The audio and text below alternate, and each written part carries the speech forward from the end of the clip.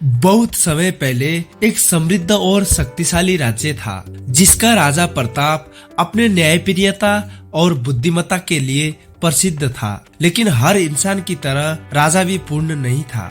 एक घटना ने उसकी जिंदगी को ऐसा मोड़ दिया जिसके बारे में उसने कभी सोचा भी नहीं था। राजा प्रताप को अपने राज्य के गुप्त खजाने पर गर्व था। कहा जाता था कि खजाने में ऐसी जादुई वस्तुएं थी जो पूरे राज्य को अमर बना सकती थी, लेकिन इन वस्तुओं को केवल योग्य व्यक्ति ही उपयोग कर सकता था। एक दिन राजा ने राजमहल में एक साधु को आते देखा। साधु ने राजा से कहा, राजन, आपकी सफलता का समय समाप्त होने वाला है। अगर आपने आज एक गलत निर्णय लिया तो आपकी पूरी जिंदगी बदल जाएगी। राजा ने साधु की बात को हंसी में उड़ा दिया। उसे विश्वास था कि कोई उसे हरा नहीं सकता। कुछ दिन बाद एक व्यापारी दरबार में आया। उसने राजा को एक दुर्लभ और चमत्कार रत्न भेंट किया।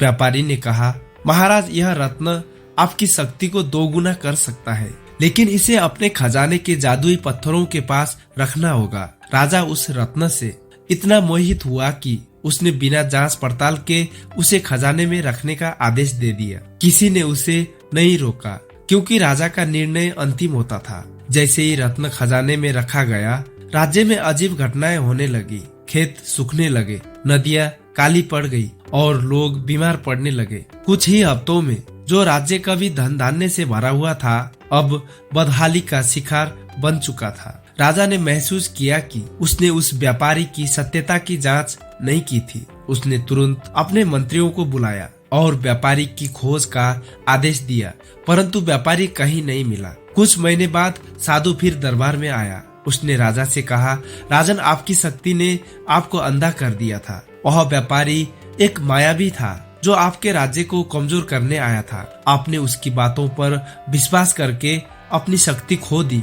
राजा का सिर शर्म से झुक गया। वह समझ गया कि अपनी शक्ति पर घमंड करके उसने सबसे बड़ी भूल की थी। साधु ने राजा को खजाने से रत्न को हटाने और राज्य को ठीक करने का उपाय बताया। राजा ने अपनी भूल स्वीकार कर ली और साधु के निर्देशों का पालन किया। हालांकि राज्य धीरे धीरे ठीक होने लगा, परंतु राजा की जिंदगी कभी पहले जैसी नहीं रही। अब वह हर निर्णय सोच समझकर लेने लगा और विनम्रता का प्रतीक बन गया। इस घटना ने राजा की पूरी जिंदगी बदल दी। उसने सीखा कि बिना जांच पड़ताल के लिए गए निर्णय न केवल एक व्यक्ति को बल्कि पूरे राज्य को प्रभावित कर सकते हैं। सत्ता, ज्ञान और शक्ति तभी सार्थक है जब उसका उपयोग विवेक और विनम्रता के साथ किया जाए।